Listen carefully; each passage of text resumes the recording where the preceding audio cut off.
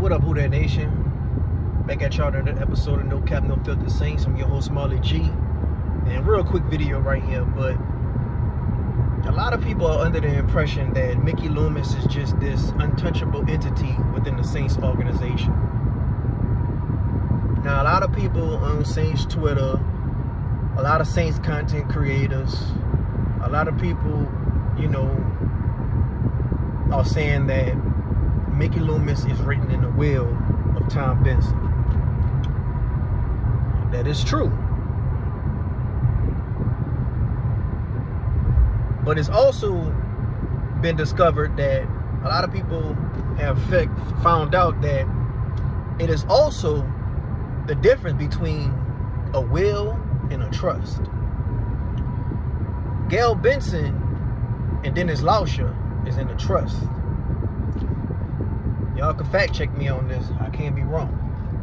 So it's always good to do your research, man. Like, whenever somebody has something to say and, you know, it could be fact checked, it's never a bad thing to go do your own research. Like, don't just take anybody's word for it. Go do your own research and come up with your own opinion. But a lot of people have been feeling like, well, we need to fire Mickey Loomis. We need to get a new GM. Yes, a lot of people do want Mickey Loomis gone. But a lot of people combat that and say, well, Mickey Loomis is in the will. He ain't going nowhere. He ain't no average GM. That is true. You know, a lot of GMs just ain't in the will of the owner before the owner pass away. But that basically, to my knowledge, is just saying, if anything happens to Gal, if anything happens to Dinner, let's just say they, God forbid, pass away, or let's just say, God forbid, is just, you know, at a state where they can't physically or mentally run a business anymore, then Dennis Allen will have, like, extra power. But by him not being in the trust, that's the difference. And, you know, they got law people out there who know the law and know how these things work. They got people out there who not familiar with the law, but they came into these situations because family. A lot of people, grandfathers and things of that nature, when they write stuff in wills, usually with wealthy families, it'd be a big old fight between a family about who should get what when it comes to estate, when it comes to assets, when it comes to companies, money, all these different things. So it's a difference between a will and a trust. And you don't cross that road unless you know about it through a family mishap. Some people been through multiple. Or if you are law educated. But I just want people to do their own research. Don't even take my word for it. I just heard this from a person on Saints Twitter by the name of Nicole. And she was in Brian Spaces, who I usually have on the show a lot, Battle Rap Bets. And she was basically telling people, not so fast.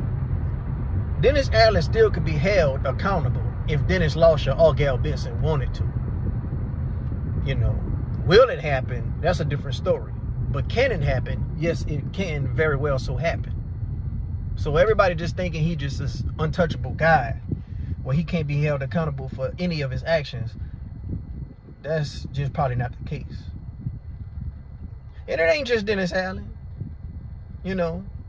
But I can't stand that take because, yes, of course, it's not just Dennis Allen. There's a lot of other things, too, going on with the upper echelon of the people in the organization. But the solution, one of the big solutions, is getting Dennis Allen up out of here. He's the head coach. That's a big old deal, you know. And I think people are glossing over Jeff Ireland.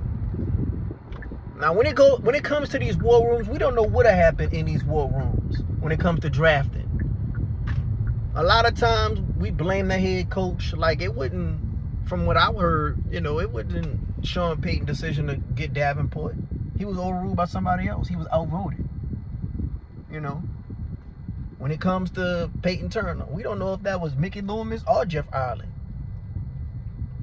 But some change need to be had.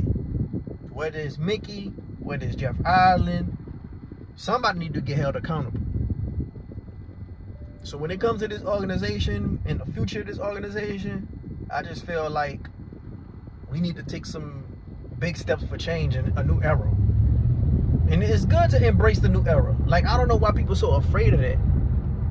I guess you could be afraid of that when you look at the Panther situation. New head coach, got Bryce Young, everything fell apart. But I think, look at the owner. Look at David Tepper. That's just the worst thing you could have as an organization.